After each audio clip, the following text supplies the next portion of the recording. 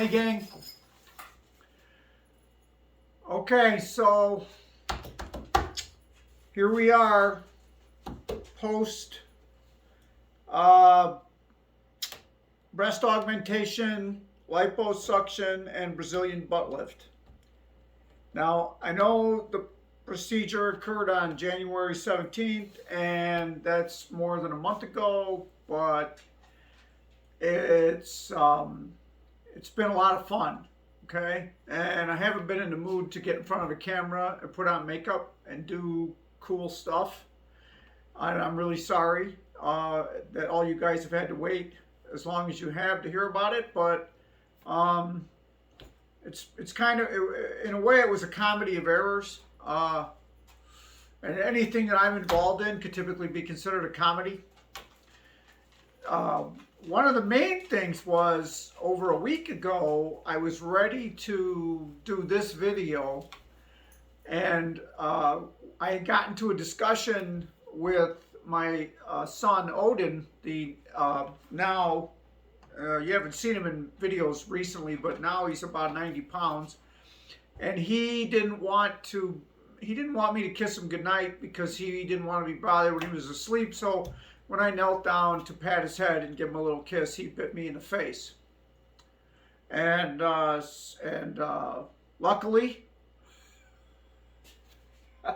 one fang got me right here, and one fang got me right on top of the cheekbone. And they did not meet in the middle because he did not want to hurt me that badly. He just wanted me not to kiss him goodnight. So after that, a brief discussion occurred and some disciplining, and that issue has been corrected, as But I couldn't put on makeup, and I did not feel all that pretty until today. So here we are, February 25th, and what I want to talk about first is, because I know the procedure was on January 16th, and my last video was like on New Year's, like January or December 31st or something like that. Did not, for the 2 weeks between video and procedure, I did not feel nervous. I did not. I was just like ready. It was like, yeah, I'm going to do this, I'm going to do this, I'm going to do this. My doctor had told me, as I told you guys, my doctor had told me to put on about 15 pounds from the weight that I was at last fall when he met me. And I was upset about having to put on 15 pounds that I had dieted so hard to take off, 9 months before. But I did it. I put it on, and him being him and me being me, wasn't, we weren't getting along well. But I did what he told me to do, and I sent him an email a few days before the procedure, and I wanted to make sure that he understood where I was. Okay, he wasn't doing a breast augmentation on a female. He wasn't doing a breast augmentation on a lady, and I'm going to sound sexist here, but on a woman that may work in an office or something like that, where you hear that, within 3 days after breast augmentation, most women can return to work, and da-da-da. He was doing breast augmentation and very aggressive liposuction from here down, and then, transferring whatever fat he could to my backside in my butt for the butt lift. And so this was like 3 procedures, okay? And so it was a big deal as body work goes, okay? Now I don't want to, I don't want to digress. I'm digressing. Anyway, I sent him the email, and I said, listen, you need to understand that I've allotted 2 months of my life for this procedure. I've cleared the slate. I'll come in, I'll get the procedure done. I will do whatever it takes to recover properly from this procedure. I will not mess up what you've done. I will not do anything to hurt the results. I've already planned it out. I've gained the weight you told me to gain. I've changed my diet in the last 10 days to a very high antioxidant diet to boost my immune system so that my recovery will go better. I'm doing all this stuff because I care and because I'm figured it out, smart enough to know what to do, and I want to get it done. And I want you to know that I'm all in. Okay, I bought this booty beanbag chair that you sit in with a big hole in the middle of it, and so you can sit and watch TV or whatever you want to do, maybe even sleep in it, but it doesn't put any pressure on the fat that they put into your buttocks. Your butt just kind of hangs in the hole. I bought a bed, an inflatable bed that you sleep on it and your butt just kind of suspends itself over this hole as you sleep, and you don't put any pressure on your butt to kill those fat cells while they're trying to stay alive, and everything I could possibly do. I bought this little cushion to put under your thighs to take the pressure off of your butt while you're sitting on a couch or on a chair. I bought another cushion to put on a toilet seat. So when you're using the toilet, when you have to sit down, you don't put any pressure on your butt. We can't, everything I learned and read on the internet. Now, the doctor didn't tell me to buy any of this stuff. So in all fairness to him, he didn't tell me to do any of this. He said, you don't need any of that stuff. He told me, he said, all of that stuff, and you guys are going to see it in the next video, but he said all of that stuff is sold and promoted by surgeons who don't know how to do the work. And they do it wrong, and they use that as an excuse when you come back and say, hey, my butt looks like shit. They say, yeah, well, did you sit down on it? Oh, well, you weren't supposed to sit down on it. You put pressure on it. Like, that's not my fault. And he said they some surgeons will re-inject the fat into your body, and they will put it below the fat layer instead of in the fat layer. They will put it in the muscle layer, and he says that fat's not going to survive. And he's like, you don't need to do all that. I go, I don't care. I'm doing it anyway. He says, well, it can't hurt. It can't hurt. He said, I'll tell you that it can't hurt, but you don't need it. I said, that's all right. It didn't cost that much. I'm going to do it. He's like, yeah, okay, do it. Okay, and that'll be we're gonna have fun with that one. That'll be another video. But anyway. In the email, I said, I'm all in on this, okay? I'm doing everything I'm supposed to do and probably more than you want me to. So I need to make sure that you're all in on this, okay? So you told me to gain 15 pounds, and then you said you were only going to put like maybe 5 back in my backside or my butt, okay? So you need to leave the other 10 on the fucking floor in the operating room, okay? You need to get in there and aggressively suck all that fat out that I gained, all right? If you're not going to use it, don't leave it in there. As long as you're in there with that rod and taking everything out, get all that stuff out of there, right? Okay. Now, I say that and I laugh about it because a lot of the fat that we gain when we gain weight, okay, is subcutaneous, okay? And that's between your skin and your muscles, okay? Sub-skin, it's under the skin. It's the fat layer, okay? But a lot of that fat that we gain when we gain weight is called visceral fat, and visceral fat is in between your intestines, it's in between your organs, it's underneath the muscles, okay? And it's gained. Some of it is gained inside the arteries, okay? And this is what kills us, right?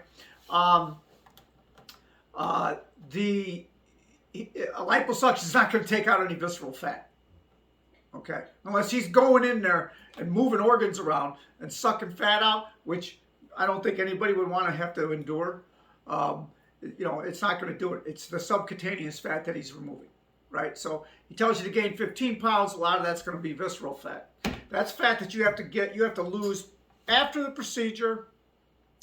You have to gain a certain amount of fat for him to work with. If you're skinny, now I was skinny, okay? Now, I don't want to sound judgy or anything like that, but a lot of girls aren't skinny, right? So a lot of girls have fat. They walk in, the surgeon looks at them and goes, oh yeah, well, I'll just take this fat, I'll put it over there, okay? God bless you.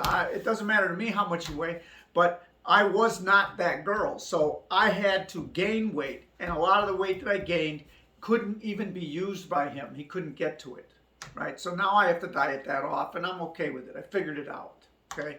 came to terms with it. So that being said, you know, because I don't want to bad rap this person. It's kind of looking like I made the right choice and I went with the right person. And but I'll tell you, you know, a lot of my subscribers have probably had these procedures, and a lot of them are looking at me right now and going, you know, you big baby. But the first week, second week, third week, taking painkillers and Valium, just so that I didn't want to get up and run around and start doing heavy lifting and tear something apart, was making me depressed and making me wonder why on earth I paid someone money to put me in this kind of pain. I mean, I took some selfies, and you're never going to see them, but I took some selfies in the mirror, and it looked like I had been beaten with a baseball bat from my buttocks all the way up to my breasts. Okay. I shared one of those pictures with a very close friend, and they almost lost their lunch looking at it. And they looked like, they said, well, you know, that looks pretty painful. And I said, yeah, it feels pretty painful too. But maybe I'm just a baby. Anyway, I jokingly say that, you know, after he read my email, hey, Doc, I'm all in. You better get all that fat out of there. He might have went, you know what? We have all we need. Everything's good. This is looking great. But it's not gonna hurt this patient. And she did want it. Rachel, you want it all out? I'll get it all out. And I don't know. No, he probably didn't do that. No, but I like to make the joke that, you know, maybe I shouldn't have sent the email, because I think the doctor already knew what it was I was looking for and knew how to make it happen. He didn't need any more prodding on my part. Anyway, I don't know. What do you think? This is all me now. Okay? No, this is all you're gonna see. Not gonna undress or anything like that, but I think I'm happy. I'm looking at myself in the mirror. I think what I got looks real. I think what I got looks natural. I think what I got it's not over the top. You know, it's not crazy. And yeah, I think what I got might be hard to hide when presenting as male. But we're going to cross that bridge when we come to it. I have interacted with other people, but it's cold here, and I get to wear layers, and I get to wear a jacket, and nobody questions whether or not you take your jacket off. So that's not been a big deal. But I'll get into more of that later in another video. But I just wanted you guys to know that I survived. And the reason that I haven't been with you sooner is because of I couldn't cover all this, these holes up in my face. I couldn't cover them up with makeup because there was a possibility of infection. Whenever a dog bites you, the dog might still love you, but that doesn't mean they don't have bacteria that is basically designed to kill whatever they bite. And so if you're not careful with a dog bite, you could get severely infected. So I think I was careful enough. It's been it healed up. It's all healed up in like 13 days.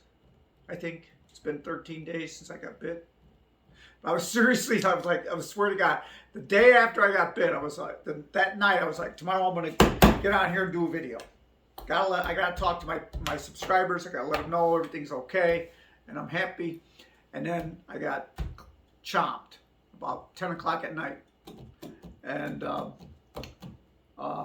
I will say this, because I'm going to put Trustfall in the title of this video, so I want to use that word here. The night before the surgery, I'm at home. My daughter comes here to watch the dog and the cat while we go to a hotel room, which is like over an hour away from home, so that we can be at the procedure at 5:30 a.m. the next day. It's 0 hour. I'm packing my bag. I'm putting my bean bag, my booty air mattress in the car, because I'm going to sleep in a hotel room for a couple days so that the doctor can stop by and visit us in our hotel room to check up on us close to where he does the procedure. We're all ready. Like I said, we're all in, and I am freaking out. I am freaking out because I'm going tomorrow morning at 5:30. I'm going to be knocked out, and tomorrow afternoon, I'm going to have breast implants and a new butt. And my wife appears to be very supportive and all in, but I'm still scared that this may completely ruin our relationship. And I really hope that it doesn't. And I really don't want it to. And this is really fucking scary. And I'm paying some guy to do something, and this is completely elective. And there's a possibility that when they put you under, you could die. It's a low possibility. But I'm actually going to do this. I've chosen to do this. And what the fuck is wrong with me? And I couldn't talk when we left the house, and tears were welling up in my eyes, and I was shit scared and shaking all over. And I got in the car, and my wife said, "You want me to drive?" And I go, "Well, if you drive, I'll probably cry all the way to the hotel. So I'm going to drive, and I'm going to focus on the road, and everything's going to be fine." And I said, "Are you okay?" And she said, "Yes, I'm okay." And I said, "Okay, let's go, let's hit it." And next morning I got up, and I was like, "Here we go." And it was hard to make eye contact with my wife. And I went in, and I got humiliated again because they make you strip down, and then they wash your whole body after they told you to shower in antibacterial soap and everything, and then they wash it all down again in case you didn't do a good job. And so that was very cold. And then I got down. I laid down on the bed, and then they talked to me for a couple minutes, told me everything was going to be okay, and I fell asleep. And I woke up about 4 o'clock in the afternoon. That was 5:30 in the morning, and about 4 o'clock in the afternoon, they were pulling the catheter out of me, which I would not wish on anyone who has a penis. I'm not sure how it comes out of a female, but it didn't come out of me very well.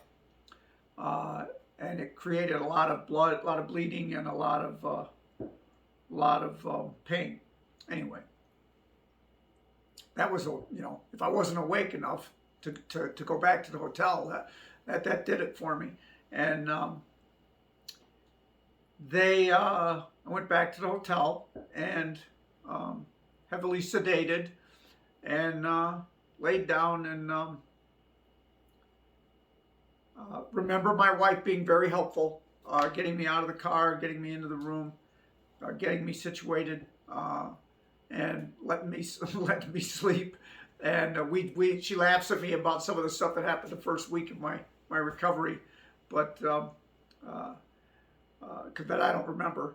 And